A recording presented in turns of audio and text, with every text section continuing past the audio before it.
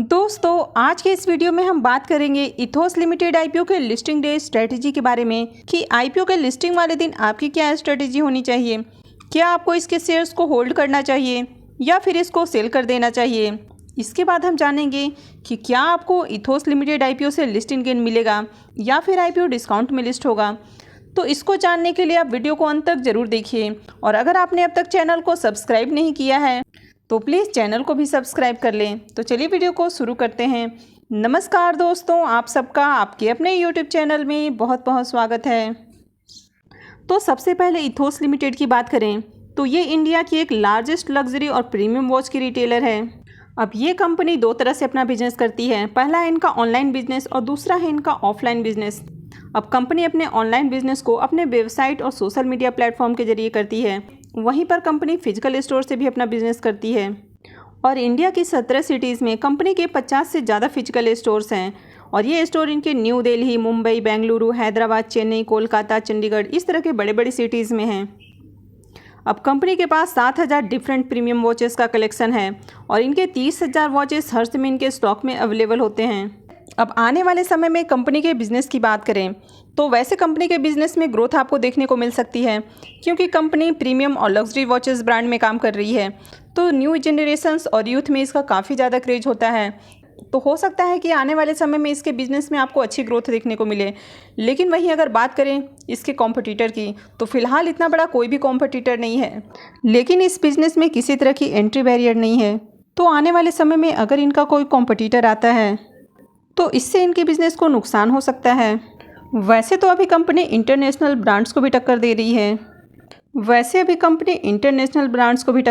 है और ये हाई क्लास और न्यू जनरेशन के लिए स्टेटस सिंबल है।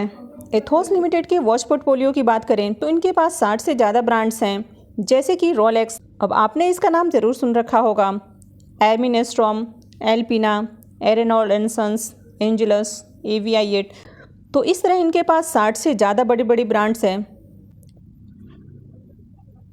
अब इनकी वॉच की बात करें तो इनके वॉच काफ़ी ज़्यादा एक्सपेंसिव होते हैं। तो ये यूथ में एक स्टेटस सिंबल्स का काम करती हैं। तो मुझे लगता है कि आने वाले समय में इसके बिज़नेस में आपको अच्छी खासी ग्रोथ देखने को मिल सकती है क्योंकि youth as a status symbol इसको यूज़ करता है। तो लिस्टिंग डे स्ट्रेटजी जानने से पहले चलिए एक बार हम आईपीओ के कुछ बेसिक से डिटेल्स को भी देख लेते हैं। इस आईपीओ में बुकिंग प्राइस 878 रुपये रखा गया है और इसका लॉट साइज 17 शेयर का है। आईपीओ के इशू साइज को देखें तो आईपीओ का इशू साइज 472 करोड़ रुपए का है, यानी कि आईपीओ छोटा आईपीओ है जहां पर 375 करोड़ रुपए का फ्रेश इशू है और 97 करोड़ रुपए का ऑफर फॉर सेल है। तो चलिए अब हम इसके ग्रे मार्केट प्रीमियम को देख लेते हैं और उसके बाद हम जानेंगे कि आईपीओ के लिस्टिंग वाले दिन आपकी क्या स्ट्रेटेजी होनी चाहिए। एथोस लिमिटेड आईपीओ की ग्रे मार्केट प्रीमियम की बात करें तो इसका ग्रे मार्केट में प्रीमियम 5 रुपये डिस्काउंट पे भी चल रहा है और इस आईपीओ में बुकिंग प्राइस 878 रुपये रखा गया है और अभी इसका प्रीमियम 5 रुपये डिस्काउंट पर है। तो इसका मतलब है कि आईपीओ की लिस्टिंग आपको 873 रुपये के करीब देखने को मिल सकती है। अब इस आईपीओ की लिस्टिंग मंडे यानी कि 30 मई को होने वाली है। तो उस दिन अगर मार्केट का मूड थोड़ा पॉजिटिव रहता है तो इसका असर आईपीओ की लिस्टिंग पर भी देखने को मिलेगा और आईपीओ की लिस्टिंग डिस्काउंट में नहीं होगी और आईपीओ से आपको थोड़ा बहुत प्रॉफिट भी मिल सकता है, पर इस आईपीओ से बहुत ज़्यादा प्रॉफिट मिलने की उम्मीद बिल्कुल भी नहीं है। अब इस आईपीओ के इशू साइज की बात करें तो आईपीओ का इशू साइज 472 करोड़ रुपए का है। अब ये आईपीओ बहुत छोटा आईपीओ है तो हो सकता है कि आईपीओ की लिस्टिंग के साथ ही इसमें सर्किट लग जाए क्योंकि ये आईपीओ बहुत छोटा आईपीओ है। तो ऐसे में हो सकता है कि इसमें 5% का अपर सर्किट या फिर लोअर सर्किट लग जाए। तो अगर आपने इस आईपीओ में लिस्टिंग गेन के लिए अप्लाई किया है तो मुझे लगता है कि आपको जितना भी लिस्टिंग गेन मिले उतना लेके आपको जल्द से जल्द इसे एग्जिट कर लेना है। लेकिन अगर आईपीओ की लिस्टिंग डिस्काउंट में भी होती है तो मुझे लगता है कि इसमें बहुत ज़्यादा आपको डिस्काउंट देखने को नहीं मिलेगा। हो सकता है कि बहुत कम आपको इसमें लॉस देखने को मिले।